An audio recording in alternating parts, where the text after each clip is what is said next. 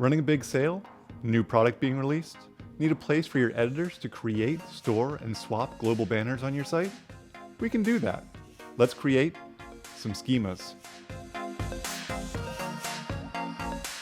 So this is a fairly common pattern in web design, especially in e-commerce, where we've got a global banner across the top of our site that can be turned on and off when there's new things that are happening, whether that's a sale, breaking news, or maybe a new product.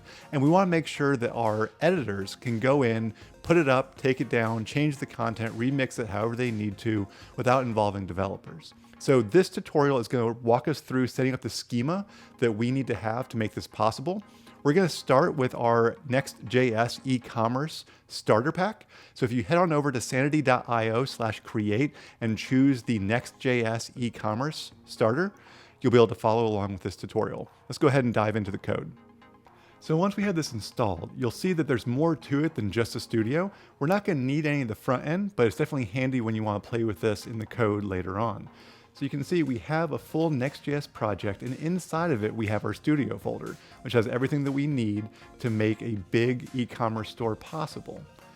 So instead of running Sanity start inside the root of our project, we need to go ahead and change directory into our studio folder. And then we can run Sanity start and we'll get a working copy of our studio. So once you run Sanity start, you should have all of this great stuff inside of our studio. Lots of iconography, lots of different pieces of great structured content that you can start playing around with. Today, we need to go ahead and make a new type of document. So inside of our schemas, documents directory, we're going to create a new file and we'll call this alert.js. So inside this file is where we're going to put our alert schema. So we need to export it back out as a default object. It's going to have a name. We'll call this alert. Gives a title for our editors of, we'll call it capital A alert, or maybe even site alert. And then we also need to give it a type. The type in this case is going to be a document. All right, and so from here, we can actually provide our schema file with a fields array. And this is going to be where we're going to keep most of our structured content. So we're going to start by giving our fields a title field. And this is going to have a title of title and a type of string. Now this is probably going to be an internal use only field just for our editors to be able to search through our documents. And so let's go ahead and give it a description that matches that. We'll say this is a field that is for internal use only, just to keep everyone on the same page about what we're really doing here. Next, we need to go ahead and create a bit of text for our editors to be able to change out for our alert. So we're going to give this field a name of text, a title of alert text, and a type of text. And this will create a text area and give our editors a little bit more room to play around with that text on the page. Then we need some form of call to action, probably a link to kind of give our users a guided place to go for this alert. It can be optional, but I think it's nice to have. So let's create an object that can have two fields, a bit of text and a URL to send the user to. So we'll have this have a name of call to action, and then let's match up our title. Just make it very editor friendly with call to action. And then this is a type of object. And each of our objects has a fields array that we can actually define out those items. So our first field is going to be a string field with a name of text, a title of link text, and a type of string. And then from there, we need to provide a URL of some sort. So we'll create another object with a name of URL, a title of link URL, and a type of URL. This is an actual schema type inside of these Sanity schemas. So this is a nice UI, it provides two fields, but I think we can have a few extra swag points here and come up and create an options object. And this object can have a property called columns, and that columns property can have a number associated with it, the number of columns to display these fields in this case 2. It'll put our two fields side by side. Super handy, super flex. It's really nice for your editors.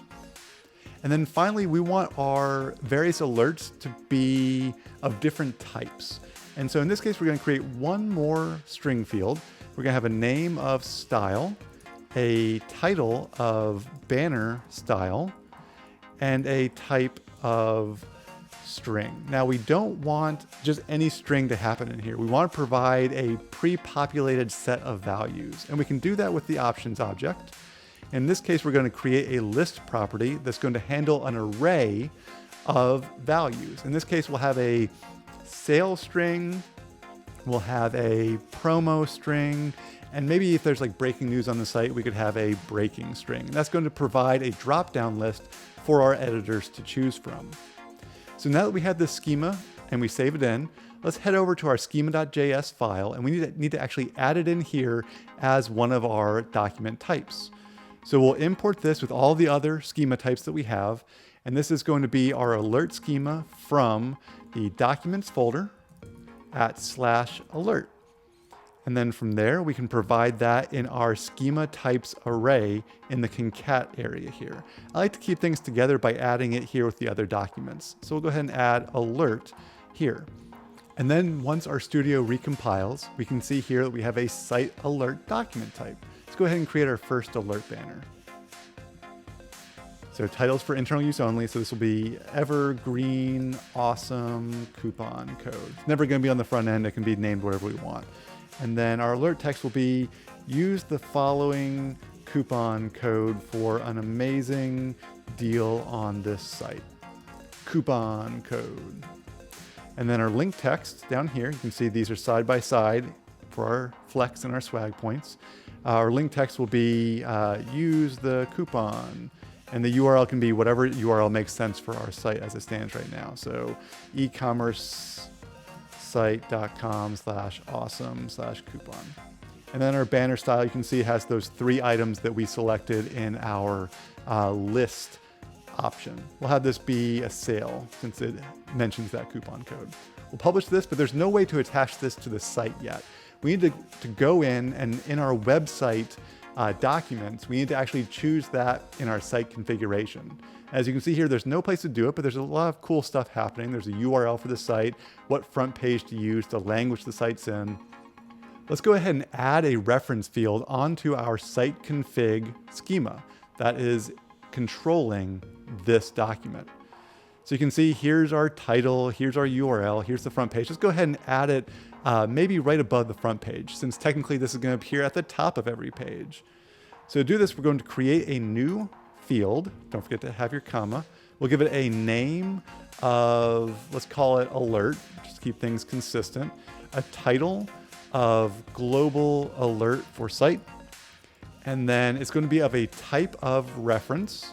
And that reference is going to take an array, a to array. In this case, we want it to be to a document that is of type alert, that same document type that we just created with our other schema. Let's go ahead and save that in, and when it recompiles, you can see here we have global alert for site. And inside of that, it's going to have all of the different alerts that have been saved in our alert schema type. So we can select that and then publish right away. And now the last thing that we need to do is actually get this onto our site. Now, I'm not going to go into the intricacies of Next.js in this video, so we're just going to use the Vision plugin inside of Sanity Studio to get the job done. So the first thing we need to do is actually grab that document, that site config document. So we'll tell GROQ, hey, find me a document that has an ID of site config. We run that query and we get back the full object of the site config document. In this case, you can see we have an alert object, but it's a reference. It's not the actual data. So what we need to do is we need to actually dereference that reference into the data we're looking for. So we'll run a projection. First, we want to get all the other data back from that document. So we'll use the spread operator. And then we're going to tell it, all right, I want the alert and I want all the data. I want dereference. We use that skinny arrow to do that. And you can see we get back all of the data from that document. Now it's probably more data than what we want. So let's go ahead and do a projection on that alert object as well. In this case, we know that we want the text to come back. We don't need the title. Remember, the title's for internal use only. We know we want the call to action object, and we also want this style string. So with all those things here, we can go ahead and run query again. You can see that we get the alert, the call to action, the style, and the text. And the call to action has those two fields, the text and the URL on it. Now we can take that and we can use it in whatever front end we need to, right?